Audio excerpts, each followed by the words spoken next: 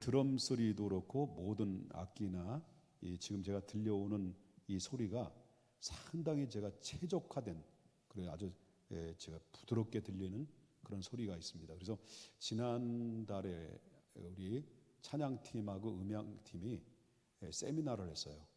한 4주간의 세미나를 하고 그 음향 엔지니어 그 전문가이신 그 집사님을 한번 강사를 초빙하셔서 이렇게 세미나를 개최를 했는데요. 그리고 나서 오늘 이 순간까지 지금 봐주고 계십니다. 어디에 계신지 잘 모르지만 음을 전부 다 잡아주시고 드럼 소리 다 잡아주시고 모든 이렇게 세팅을 아주 좀 조화롭게 잘 잡아주시는데요. 여러분들은 못 느끼셨지만 지난주와 이번 주에는 확연하게 달라진 모습을 제가 소리를 좀 듣게 됐습니다. 여러분 모르시죠? 좋아요? 지금 어떻습니까? 이 소리 괜찮습니까? 예, 그렇습니다. 오늘 이제 하나님의 말씀을 이제 통해서 생각할 수 있는 것은요. 지난 주일날 부활주일날 예수님이 죽은 자 가운데서 부활하시고 그리고 나서 이 부활하신 이후에 곧바로 예수님께서는 하나님 나라의 보좌에 승천하신 것이 아니었죠. 그래서 계속해서 부활하신 모습을 그대로 지니시면서 이 땅에 남아서 많은 제자들에게 나타나셔서 그 예수님의 부활을 보여주셨고 그리고 수많은 그런 말씀들을 제자들에게 알리셨습니다. 막달라 마리아에게 먼저 보이셨고요. 그 다음에 2명의 제자들에게 보여줬고 11명의 제자들한테 보이시고 그리고 그 밖에 500여 명의 예수님의 제자들에게 함께 바로 예수님의 부활을 증거로 보여주었고 그리고 난 다음에 예수님께서 그 하나님 나라에 승천하시기 직전에 많은 말씀을 하셨습니다. 하나님의 나라에 대한 말씀도 하셨고 많은 이야기를 제자들에게 나눴지만 그 중에 가장 핵심적인 말씀이 그것을 하나를 꼽는다고 한다면 바로 너희는 모든 족속으로 제자를 삼아 아버지와 아들과 성령의 이름으로 세례를 주고 내가 너에게 분부한 모든 것을 가르쳐 지키게 하라. 볼지어다 내가 세상 끝날까지 너희와 함께하겠다. 이것은 바로 뭐냐면 또 한 가지 하나 더 꼽는다고 한다면 사도행전 1장 8절에 너희가 성령이 임하시면 권능을 받고 예루살렘과 유대와 온 사마리아와 땅끝까지 이르러 내 증인이 되라 라고 하는 지상 명령의 최고의 명령을 예수님의 제자들에게 알렸다는 거죠. 명령했다는 거죠. 자, 이 말씀을 이제 하시고 나서 그리고 이제 감람산에서 최후에 가장 많이 모여진 제자들 중에서 가장 많이 모여진 12명의 제자들 이외에도 제자들이 있죠. 70명의 제자도 있었고 그 밖에 제자들이 있었는데 최고 많이 모여진 그런 가운데 감람산에서 그들을 모이고 거기 그 안에서 주셨던 말씀들이 중복 오늘도 말씀 마가복음 16장에도 그리고 사도행전 나오는 그 말씀도 중복되는 얘기입니다. 다 마지막 거죠. 그리고 나서 예수님이 제자들 가운데 감람산에서 보는 가운데서 하늘로 끌려 올라가서 하나님 나라의 우편에 승천하셨다는 거죠. 그래서 이 예수님은 이제 예수님의 제자들이 보는 가운데서 승천하셨는데 근데 승천하신 예수님이 오늘 본문에 승천하신 예수님은 어디에 계시느냐라는 것을 오늘 본문에서 명확하게 밝혀주고 있는데요.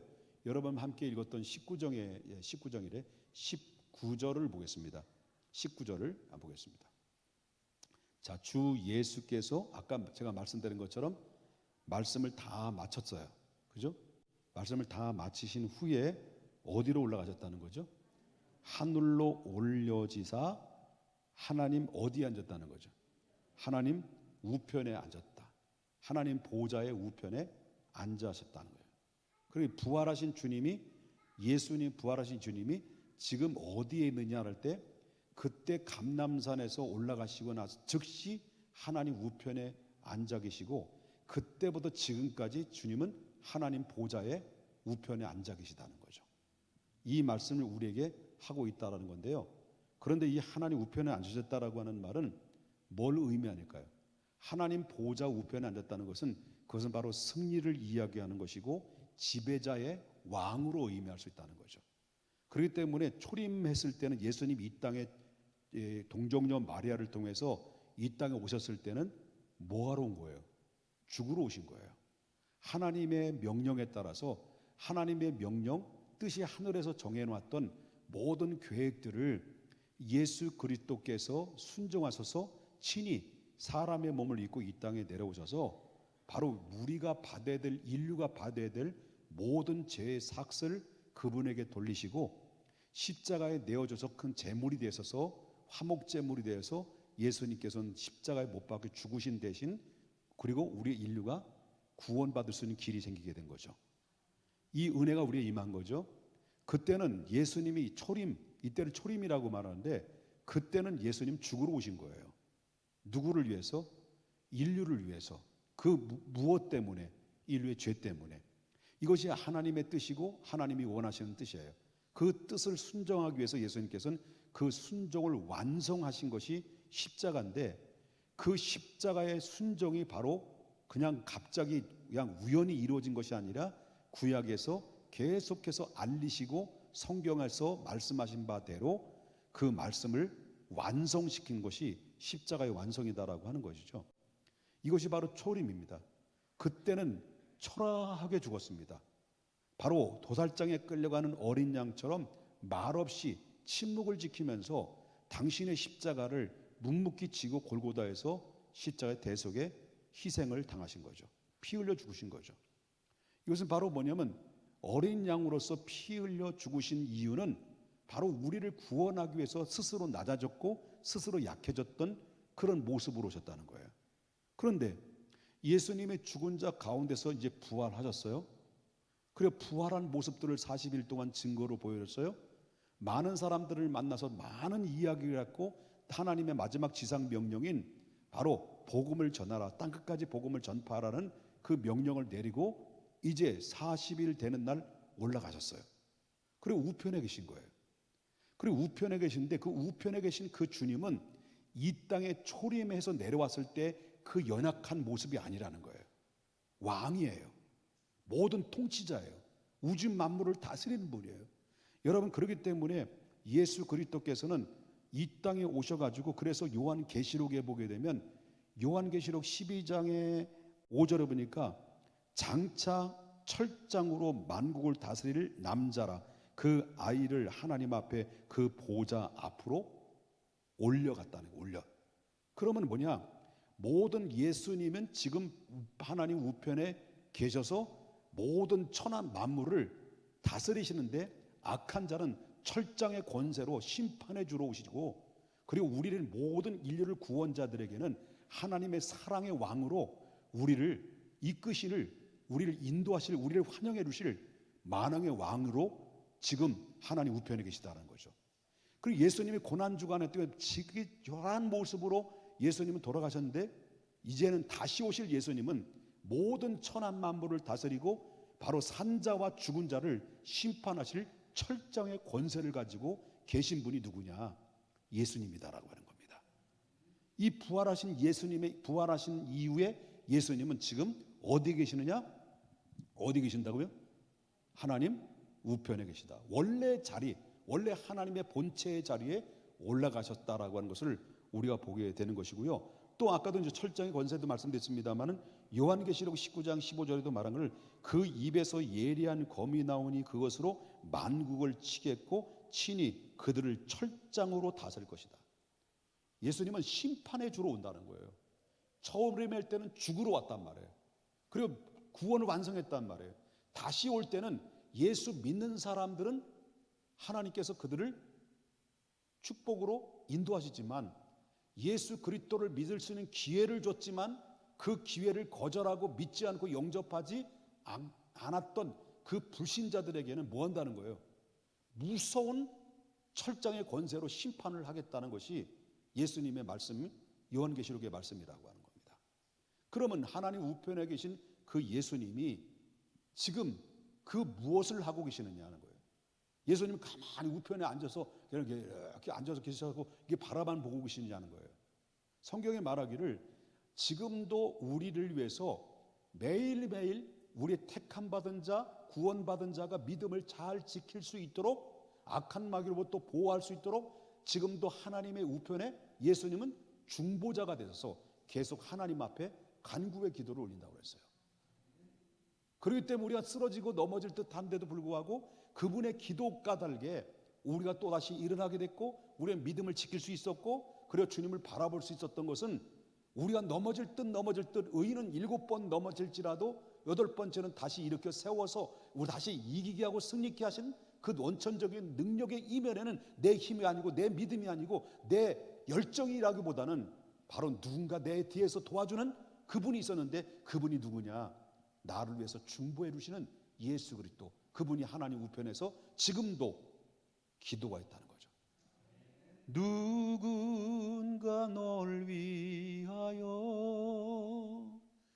누군가 기도하네.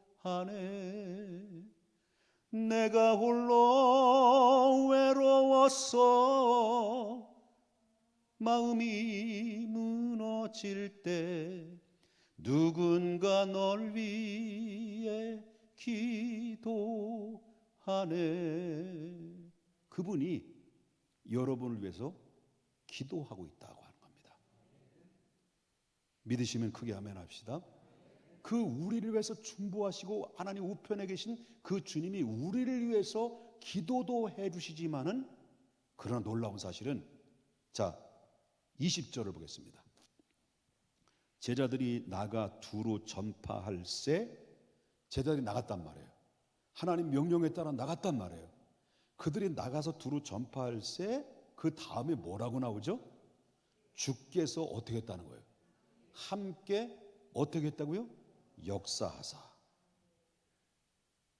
그러니까 예수님이 부활하고 난 이후에 그들이 성령 받고 나가서 복음을 전파했을 때 그들의 힘으로는 불가능한 겁니다.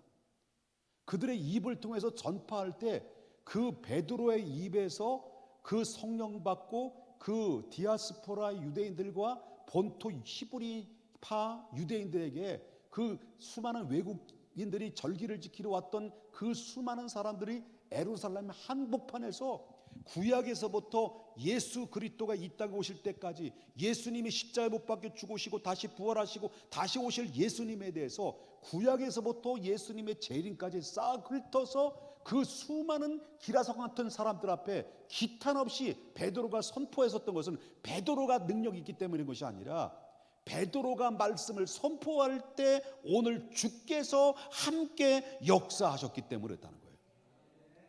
역사하셨기 때문에. 그 따르는, 그러므로 말미암아 그 따르는 표적으로 말씀하실 때 확실히 증언되겠다. 그럴 때 베드로의 설교 한마디 한마디 때문에 그 한마디에 사람들은 녹아나고, 그 사람들은 무너지고, 그 사람들은 회개하고 찔렸고, 그리고 자기들이 예수님을 죽이라고 했던 그들의 입에 그 고백, 그 선포됐던 그들의 말하고 외쳤던 그 입이 얼마나 부끄럽고 얼마나 후회스럽고 얼마나 한탄스러운지, 자기 자신에 대해서 얼마나 큰 죄를 범했구나, 내 손으로 내 입으로 내 마음으로 그 인류의 구세주를 죽였다라고 하는 이 가슴 찔리는 그 말씀을 베드로의 권세 있는 말로 콕콕 찌를 때마다 그 심령이 콕콕 찌는 거죠. 왜 그들이 찔렸을까요? 그러면서 그들이 다 베드로의 설교를 듣고 선생들아 우리가 어찌하면 좋을 거라고, 그들은 그 베드로에게 고백을 하면서 선생들에게 이 문제를 내놓고 고백할 때 회개하라, 그리하고 성령 받으라. 그때 베드로의 입에 뭘 듣다는 거예요? 누가 함께 했다는 거죠? 하나님의 말씀을 선포할 때 주께서 함께 역사했더라. 그렇기 때문에 이 말씀을 보면 그때 당시에 물어보겠습니다. 하나님은 과거에도 계시고 지금도 계시고 장차 영원히 함께 하시는 분이라는 것을 믿으시면 아멘 하십시다. 자, 그러면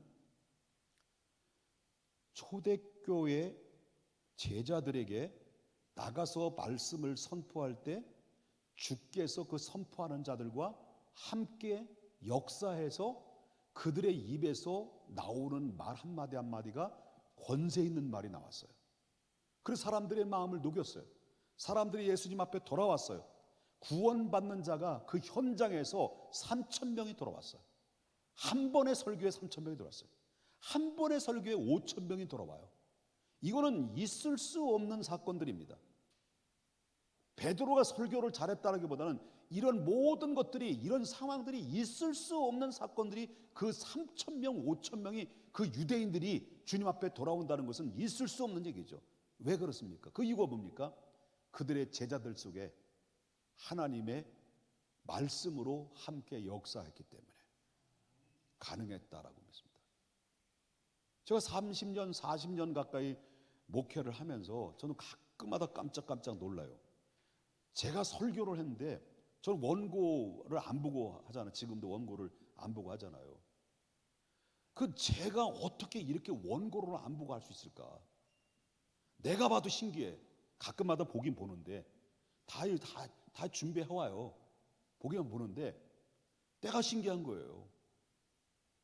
난 그래서 제가 부족하고 지금 설교도 잘하는 사람은 아니지만 하나님이 주께서 함께 역사하사 나를 붙드셔서 나를 여기까지 세우셨고, 제 설교에 제가 설교하는 것이지만 자의 입을 통해서, 부족한 입술을 통해서 선포되는 말씀에 성도님들은 감동을 받고 감화를 받고 깨달음이 오고 변화가 일어나는 것은 바로 담임 목사의 탁월한 설교 때문에 그렇다는 사실을 믿으셔야 될 줄 믿습니다. 그럴까요? 주께서 함께 역사하사. 저는 저를 기적이라고 봐요. 기적. 제가 제 자신을. 저는 상당히 말을 더듬었어요. 지금도 가끔마다 주의 은혜로 더듬고 있지만, 참 이렇게 말 잘 더듬고 말에 능통하지 못한 사람이, 그리고 많은 사람들 앞에 강단에서 이 말씀을 선포한다는 것이 저는 지금도 이해가 안 되고 납득이 안 돼요. 이건 이해할 수 없는 하나님의 은혜가 내게 밀려오는 거죠. 저는 그렇습니다. 지금도 변함이 없습니다. 하나님이 나와 함께 역사하사 나를 붙드시고 지금까지 이끌어 오신 하나님의 그 사랑 때문에 내가 이 자리에 존재하고, 우리 사랑하는 성도님들과 함께 말씀으로 나눔을 갖고 서로 은혜를 공유할 수 있었던 것은 주께서 함께 역사하사. 어디 그러면 그때 당시 초대교회에만 주께서 함께 역사하셨을까요? 그리고 초대교회 하나님의 예수 그리스도의 제자들에게만 이 말씀이 해당될까요? 그건 아니라는 거예요. 누구든지 똑같이 주님은 그리스도시요 살아계신 하나님의 아들입니다라고 신앙을 고백을 하고, 우리의 시민권이 하늘에 있는 시민권자, 영원한 하나님 나라의 시민권자를 가진 자들에게는 누구에게나 해당되는 말씀입니다. 저도 여러분에게도 주께서 함께 역사하신다는 것을 믿으셔야 된다는 거예요. 그렇기 때문에 사랑하는 여러분, 부활하신 주님은 지금도, 전 저렇게 믿고 있는 거죠. 제 마음속에 있는 거예요. 지금도 저와 여러분에게 우리 부활하신 주님은 여러분의 마음속에 항상 계신다는 것을 아셔야 됩니다. 성부, 성자, 성령은 여러분의 마음속에 계신다는 것을 믿으셔야 돼요. 그래서 여러분이 강력하게 어떤 상황 속에서도 성령께서는 우리의 마음을 감동시키고 감화를 시켜서 함께 역사하사 우리를 이끄시는 놀라운 은혜가 임한다. 그래서 지금도 우리의 신앙을 계속해서 지도하시고, 그리고 우리를 주님의 길로, 의로운 길로, 실만한 물가로 인도하시는 하나님의 능력이 바로 지금도 우리 가운데, 우리의 심령 속에 역사하시고 심령 속에 늘 함께 하시는 주님이 우리를 이끌으시고 우리를 지도하기 때문에 지금 이 자리의 영적인 삶을 통해서 지금 승리자로서 살고 있다는 것을 여러분 믿으셔야 될 줄 믿는 것입니다. 그렇기 때문에 우리가 어려운 일을 대신하며 우리에게 찾아오는 그런 모든 장래의 상황도 우리 주님께서 여러분들을 축복의 길로 인도하실 것이고, 그리고 모든 어려움 속에서 있다 할지라도 주님은 다시 여러분들을 일으켜 세우시고 승리자의 발걸음으로 인도하시는 분은 바로 예수 그리스도의 놀라운 능력의 역사다. 우리 안에 누가 계시느냐? 주님이 계시기 때문에. 옆에 분 인사합시다. 주님이 나에게만 함께 계십니다. 인사하십시다.